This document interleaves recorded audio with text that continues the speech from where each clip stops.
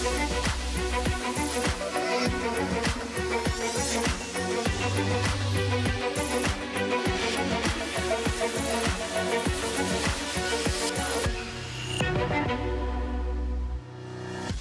morning. It is Wednesday, the 17th of December. I'm Maeve McMahon, and this is Europe Today, Euronews' daily live fix of European news and analysis.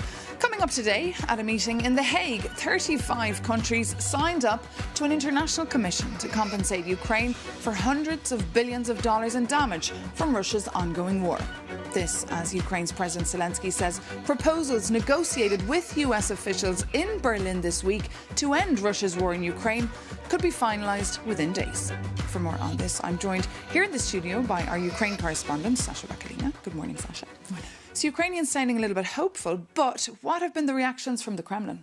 There's been great progress and development on the side coming from Berlin, talks from Ukraine and the European partners. But from Moscow, we've heard some radical rejection on some of the points, including those commitments that were revealed on Monday by the European nations, specifically when it comes to the European-led multinational force Ukraine, made up from willing countries to assist securing Ukraine's skies and seas. Now, this one caused lots of criticism from Moscow. This is what Russia's Deputy Foreign Minister Sergei Ryabkov said about it. He said that the coalition of the willing is the same thing as NATO, and perhaps even worse, because such a decision can be implemented even without the standard NATO procedures for such cases. So you can see they are not taking it and not accepting it.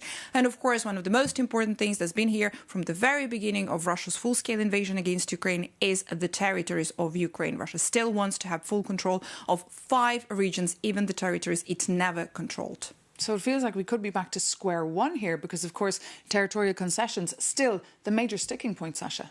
Same as for Ukraine, May, because Volodymyr Zelensky, when he was in The Hague, he also said that Ukraine is not willing and is not going to accept any possibility of Russia controlling east of Ukraine, specifically the region of Donbas. This is 2 regions, Luhansk region and Donetsk region. Let's take a listen. Russia has invaded our home.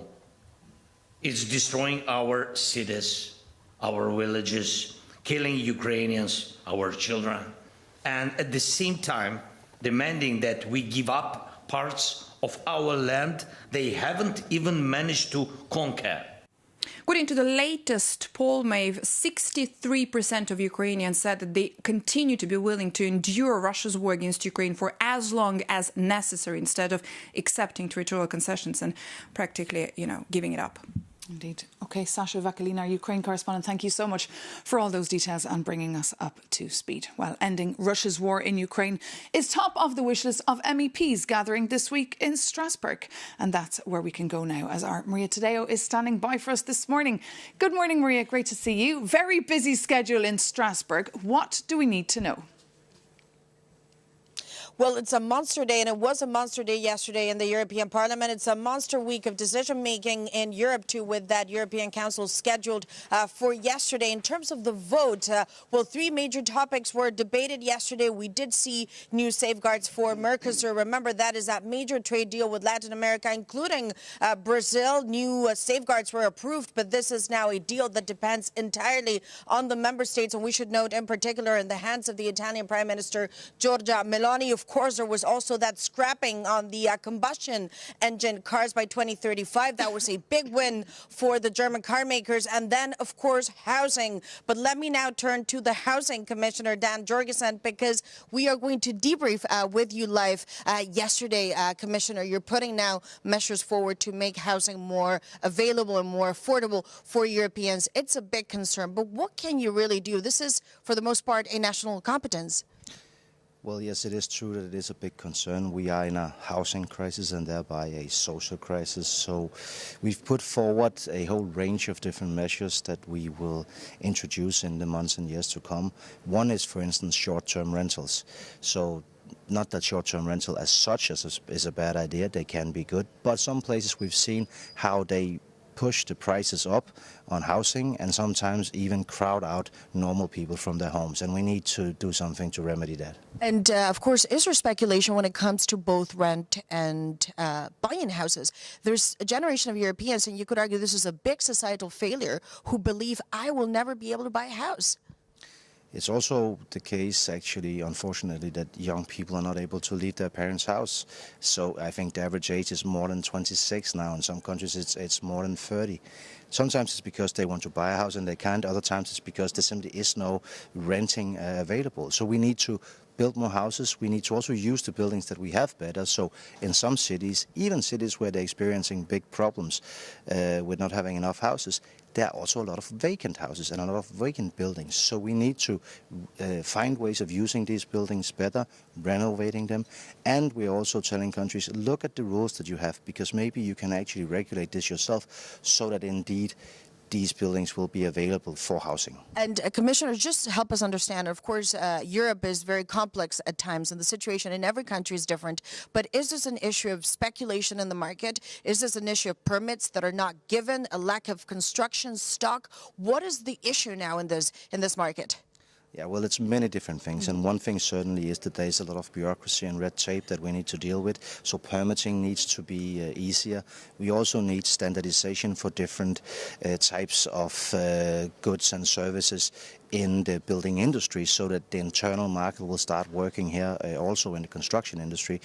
And finally, speculation you mentioned. Well, yes, some are arguing, some experts are arguing that this is indeed a problem. Others are saying probably not so much. So what we'll do is we will start an analysis and then we will present next year our take on that, because we do need more transparency if we are to deal with it. And this is the first time the Commission tackles this issue. Some argue it's very difficult to change things from the Commission's perspective because this is really a national competence and you're just trying to do politics. So how are you going to prove critics wrong, and what do you think is going to be achievable in the short term? Well, it is true that there are many things that needs to be done on a local and national level, but what we can and will do on European level is, for instance, state aid rules. So today they are blocking countries helping support affordable housing, the building of affordable housing, so that we will change. We can provide funding. So, for instance, a pan-European investment platform has been set up together with the EIB. That will provide a lot of funding for building of new houses, renovating of old ones. And we are also allocating funding on our own budget to help boost the supply. Okay, so you say this is not just optics and politics, that there will be changes coming from the executive, but I have to ask you now, final question, perhaps a broader politics and the geopolitics. This is a very important week for Europe, a very important European Council slated for tomorrow, reparations loan for Ukraine. What do you hope will come and what do you wish to see from European leaders by the end of Thursday? We obviously hope for agreement. This is, as you say, a very turbulent time. It's also a time where we need to stand together in Europe to show decisive action. So yes to reparations loan? We hope, of course, that what has been proposed by the European Commission will be supported. Well, thank you so much, Commissioner. And of course, Maeve, that was Housing Commissioner and also Energy. It's a double portfolio. Dan Jorgensen joining us on Euronews. Of course, the session continues in Strasbourg, and tomorrow we take you back to Brussels. Indeed. Maria Tadeo, Euronews' EU News Editor, thank you so much for joining us for that live update from Strasbourg, and of course to your guest, Dan Jorgensen, the Danish Commissioner. But now, since the war in Ukraine and the geopolitical turmoil around us, EU enlargement is back on the political agenda. Today, Brussels is rolling out the red carpet for aspiring EU members from the Western Balkans. For the day that's in it, our Jakob Janis has been taking a look at European attitudes towards this expansion.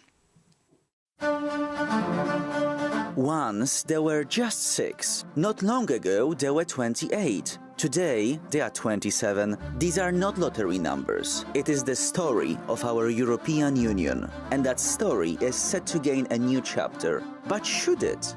Europeans are cautiously supportive. The latest Eurobarometer shows 56% are in favor of a bigger union. 9 countries are in the queue, including Ukraine, Moldova, and the Western Balkan states. For them, it means locking in democracy and prosperity. For us, it means growing our influence. Combine that with some delicious borscht and ayvar, and it's a richer table for everyone.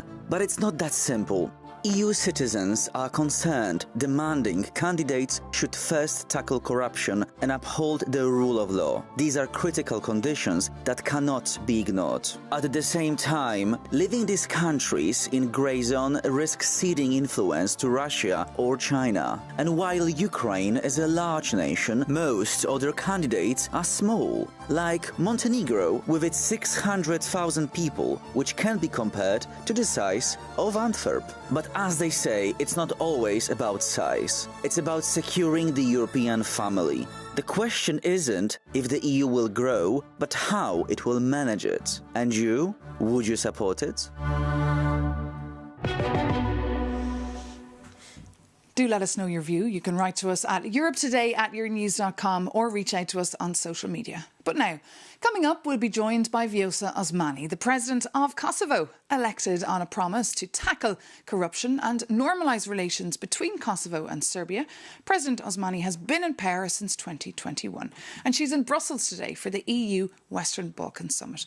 Good morning, President. Good morning. Lovely to have you with us here on Europe Today. So, of course, Kosovo's not yet a candidate country for EU membership. It's not recognised by 5 EU countries. Will it ever be a member of the EU, do you think? Absolutely. It's our destiny. It's something that we've worked for a very long time. And while practically speaking, we've only applied a few years ago, and we're hoping for our application to be on the table of the members of the Council very, very soon. In fact, as an identity, as a country, as a nation, we've been contributing to the values on which the European Union stands for centuries.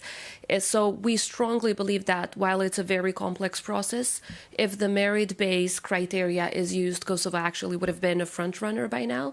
But it's complex in our case additionally because of the 5 non-recognizers who we truly do hope will understand that having Kosovo as a member of the Union, it's not just at the benefit of the people of Kosovo, but it's a strategic imperative, it's a security imperative for the entire continent. And as you say, it's a very complex process. How would you rate perhaps your progress towards getting in line with EU standards and making sure that reforms are done, the most urgent ones?